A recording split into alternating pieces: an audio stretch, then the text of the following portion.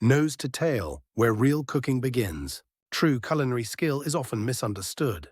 People think it's proven by perfectly searing a premium steak, by handling the most expensive cut with precision and restraint. But across cultures, across centuries, the real test of cooking has never been about luxury. It has been about transformation.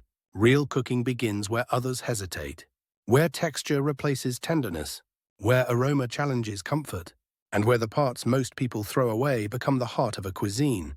Around the world, ears, snouts, trotters, intestines, and organs are not mistakes of butchery. They are intentional ingredients chosen not despite their complexity, but because of it. These cuts offer something muscle meat never can: resistance, elasticity, crunch, richness, and depth. To understand this, we need to stop thinking like consumers of meat and start thinking like cooks. Let's begin at the edges of the animal.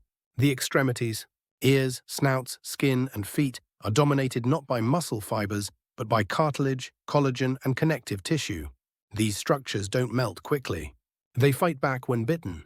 And that resistance is exactly the point. In the Philippines, one of the most iconic dishes built on this idea is sisig. Traditionally made from chopped pig's head, including the snout and ears, sisig is not about subtlety. It is loud. It crackles on a hot plate. The cartilage snaps, the fat sizzles, and acidity cuts through richness with citrus and vinegar. The snout, often dismissed elsewhere as waste, becomes the star. It provides crunch without dryness, chew without toughness. What seems undesirable in raw form becomes addictive once cooked properly. Sisig is proof that texture, not tenderness, is what keeps people coming back. Move north to South Korea, and you encounter a different philosophy built on the same foundation. Jokbal, braised pig trotters, is celebrated specifically for its skin and connective tissue. Slow-cooked in soy sauce, garlic, ginger, and spices, the trotters release collagen that transforms into gelatin. This gelatin coats the mouth. It clings to the palate. It creates a sensation that lean meat cannot replicate. Jokbal isn't eaten despite its chewiness. It's eaten because of it. In Korean food culture, this texture is associated with abundance, patience, and craftsmanship. You cannot rush collagen. You must respect time. As we move inward from the extremities, flavor begins to dominate over texture. The organs. Organs are powerful. They carry iron, minerals, and aromas that immediately announce themselves.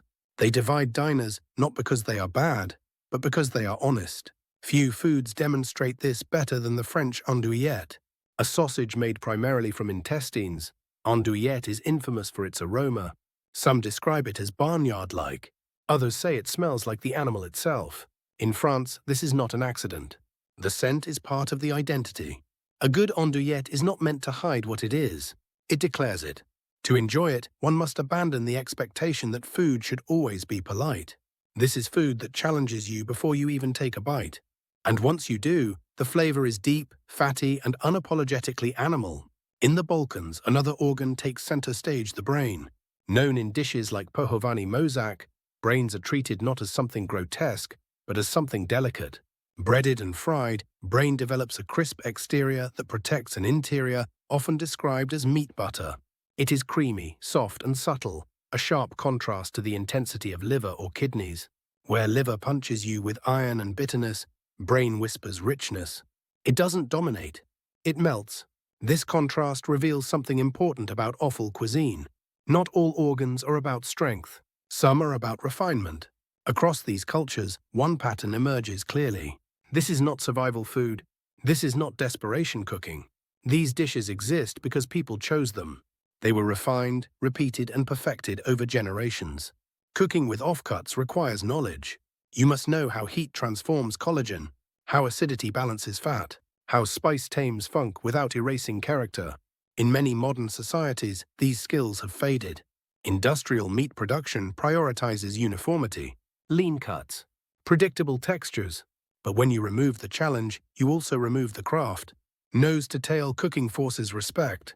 For the animal, for the cook, and for the eater. It asks a simple but uncomfortable question. Are you eating for comfort or for understanding? Because once you move beyond steak, beyond fillets and loins, you realize something profound. The most memorable foods are rarely the easiest ones. They are the ones that make you pause, that make you think, that make you confront what food really is. In the end, true culinary skill isn't about perfection. It's about courage. The courage to transform, the courage to taste, and the courage to appreciate what others throw away. And the real question is not whether these foods are strange.